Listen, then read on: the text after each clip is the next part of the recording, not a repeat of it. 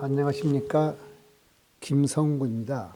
반야신경과 양자학의 제3부는 대한불교진흥원의 재정적 지원으로 작성되었습니다.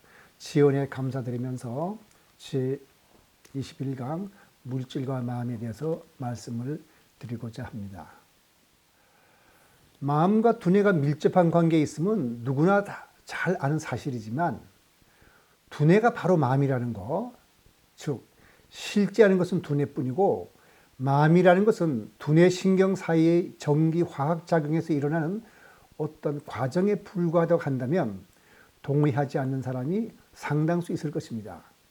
그러나 신경과학적 연구 결과를 토대로 마음을 이해하려고 하는 과학자들의 주류는 두뇌가 바로 마음이고 마음은 편의상 붙인 이름일 뿐이라고 생각을 합니다. 이 사람들의 주장에 동의하든 동의하지 않든 마음을 이해하기 위해서는 주류학계의 주장을 알아둘 필요가 있습니다. 한번 두뇌와 마음의 관계를 알아보도록 하지요. 옆에 그림에 있는 것처럼 시냅스가 바로 자아다라는 말이 있습니다. 그 정도로 마음의 연구에서 중요한 것은 시냅스입니다.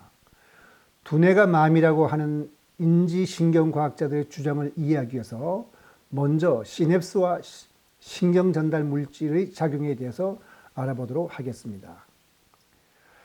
시냅스는 신경세포들 사이의 공간을 뜻하고 이 공간을 통해 신경전달 물질이 전달되면서 신경세포들이 서로 신호를 주고받습니다.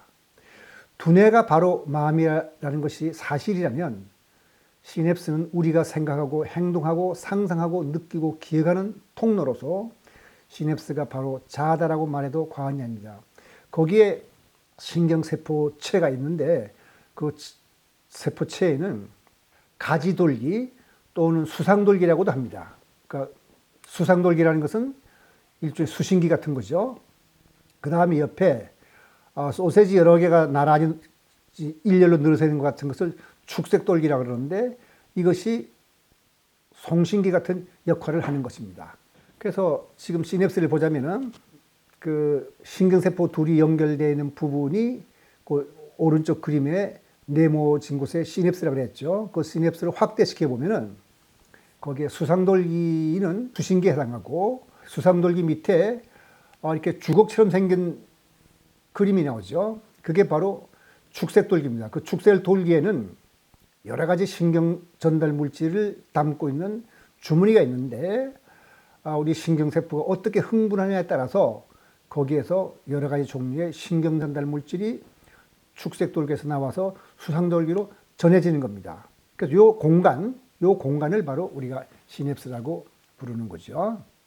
그러니까 신경 전달 물질의 종류와 그 역할은 뭐 한 70가지 좀 됩니다만은 한 8개를 적어봤습니다.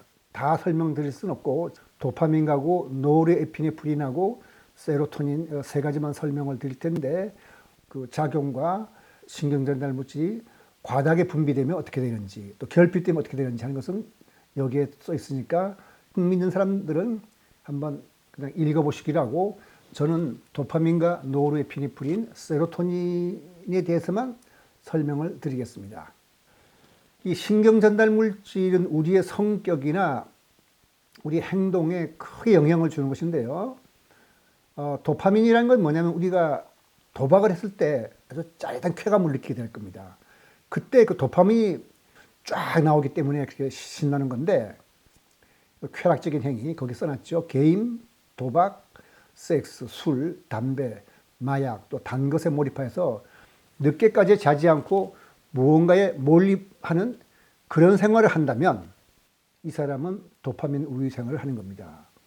그리고 무언가를 즐길 때는 열정적이고 유쾌하지만 끝나고 나서는 후회하고 그 다음에 해야 할 일은 자꾸 미루고 쾌락적인 일에만 손을 대게 됩니다. 그러면 내가 도파민 우유 생활을 하는구나 하고 우리가 한번 생각해 볼 수가 있고요. 이 노르에피네프린 우유 생활은 무엇보다도 중요한 것은 속도와 힘이며 각성이라고 생각합니다. 근데 각성이라 하더라도 사티와는 다릅니다. 힘을 내기 위해서 카페인에 의존하거나 중독되어 있습니다. 그 다음에 심장이 두근거리고 평소에 긴장을 많이 하는 편입니다. 그리고 이런 사람들은 잔소리가 심하거나 쉽게 분노하고 감정 제어에 어려움을 겪게 됩니다. 그 다음에 세로토닌 우위 생활이라고 해서 세로토닌이 적절하게 잘 분비가 되면 일찍 자고 일찍 일어나고 몸에 나쁜 음식이나 행위에 대해서는 자제력이 상당히 강한 편입니다. 그리고 매일 규칙적으로 운동하거나 명상하는 습관이 있고 참고 절제하고 자신과의 약속을 지키는데 큰 기쁨을 느끼고 있는 생활을 한다면 이건 세로토닌 우위 생활이라는데, 중도의 원리가 바로 우리 불교에서 강조하는 것인데, 바른 생활 태도는 이 세 가지 신경 물질들이 서로 영향을 주고며 적절하게 균형을 이룰 때 형성되는 겁니다. 그러니까 많이 나올 때는 많이 나오도록 하고 또 절제할 때는 절제하고 조절될 때 이렇게 잘 조절돼야 되죠. 70가지 이상 신경 전달 물질이 있는데 신경 전달 물질이 우리에게 영향을 주지만 역으로 우리의 바른 생활 태도가 또 수많은 종류의 신경 전달 물질들의 작용이 균형을 이루도록 이끌어내게 됩니다. 그래서 수행이 굉장히 중요한 것이죠. 근데 우리 신체는 보통 크게 나눠서 정신을 바짝 차리거나 또는 이완되거나 두 가지 상태를 우리가 생각해 볼 수 있는데, 각성이란 아까 말씀드린 그런 신체 변화를 느끼는 것으로 정신적으로 표현하면 잠이 달아난다든지 정신을 차린다든지 정신이 난다든지 정신이 맑다와 같은 그런 상태입니다. 그러니까 사냥, 운동 시합, 등산, 성행위 등에서의 쾌감은 각성과 관계가 됩니다. 그다음에 불교의 선이나 명상 등도 정신이 맑은 상태에서 하는 것인데, 정신이 맑은 상태에 이른다 하더라도 노르에피네프린 같은 것이 많이 나오는 것이 아니고 오히려 이완된 상태와 각성된 상태, 공면한 상태에서 오히려 마음이 더 침착하고 가라앉은 상태에서 맑게 깨어있는 그런 상태인 것을 뇌과학자들의 연구를 통해서 알 수가 있습니다. 그래서 역설적이라고 부르죠. 이 각성 상태라는 것은 그 뒤에 그림이 나오겠습니다만은 우리 변연계의 자율신경계, 특히 교감신경계 여러 회로에서 에너지 대사의 증가로 나타나게 됩니다. 그러니까 신경 전달 물질은 노르에피네프린, 도파민, 세로토닌, 이것이 우리한테 각성 효과를 주는 신경 전달 물질이죠. 교감신경계 회로의 신호가 말초 기관에 도달하면 심장이 뛰고 호흡이 가빠지고 또 근육이 긴장되고 진땀이 나고 동공이 커지며 혈압이 올라가고 혈중 산소와 포도당이 증가하게 됩니다. 그런데 이것의 영향이 어느 정도 큰지 처형당하기 전에 그 불란서 혁명 시절에 마리 앙뚜아네트가 하룻밤 사이에 머리가 하얘졌다고 그래요. 이건 전해진 얘기가 아니고 그냥 사실이 그렇습니다. 그 다음에 천자문을 쓴 중사가 또 하루 사이에 백발이 된 것도 노르에피네프린이 과다하게 분비됐기 때문입니다. 지금 그 뺑 돌아가는 그림, 오른쪽 그림에 보면은 그 빨간 부분이 바로 변연계입니다. 그리고 왼쪽에도 보여줬습니다만 거기에서 지금 말씀드린 것과 같은 그 신경 전달 물질이 분비가 됩니다. 그리고 우리가 인위적으로도 각성 상태를 만들 수 있는데 황각버섯이나 암페타민, 빌러폰, 코카인 등의 어떤 마약류이죠. 그리고 이런 각성제가 작동하는 신경계는 교감신경계입니다. 교감신경계라고 하면 좀 우리를 흥분시킨다든지 각성 상태에 이르도록 만드는 자율신경계인데, 각성제는 각성 상태와 관련된 신경회로를 화학적으로 자극합니다. 그러니까 정신이 상쾌해지고 몸이 가뿐해지며 피곤한 것이 없어지고 쾌감을 느낀다고 합니다. 때로는 황홀한 기분이 들고 신비한 느낌을 느끼며 유체이탈, 그 다음에 의식이 확대되고 타자와 일체가 되는 그런 느낌이 나타날 때도 있다고 합니다. 그리고 실제로 그 베다 종교와 그 다음에 아메리카 인디언들이 이 황각버섯을 사용해서 종교적 목적으로 사용해가지고 어떤 모라지경에 이르러서 신과 접촉하는 느낌을 느꼈다고 하는데, 번지점프, 스카이점프, 롤러코스터, 전쟁게임, 도박 등 이런 것들이 다 우리를 정신을 각성상태에 만들게 하는 우리 행위가 됩니다. 그 다음 뇌속과 전신에 걸쳐 각성물질 노르에피네프린이 폭발적으로 분비되면서 짜릿한 느낌, 스릴, 쾌감을 느끼게 되죠. 그렇다면 계시 종교의 종교적 체험이나 불교의 깨달음도 물질적 현상인가? 이 올더 삭슬리를 비롯하여 많은 사람들이 그렇게 생각했습니다. 실제로 올더 삭슬리는 메스칼린을 복용하면서 어떤 깨달음에 이르려고 시도한 적도 있습니다. 자, 이 다음에는 각성 상태하고 이제 반대가 되는 휴식 상태인 이완 상태에 대해서 생각해 보십니다.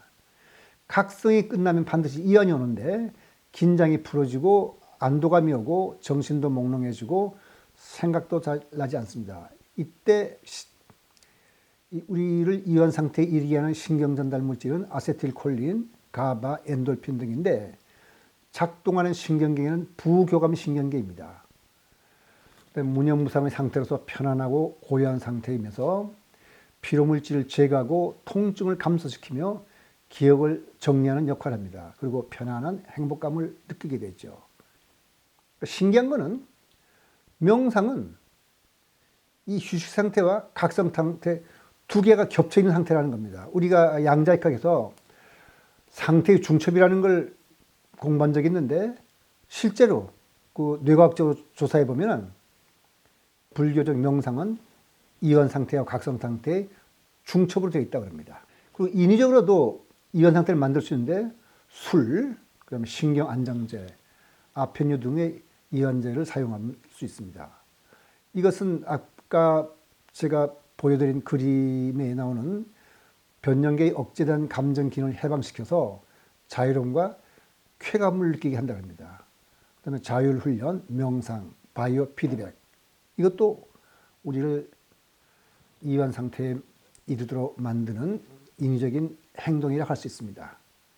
각성제나 이완제의 남용은 모두 신체에 질병을 일으키고 생명에 위협이 된다는 것은 아시겠죠?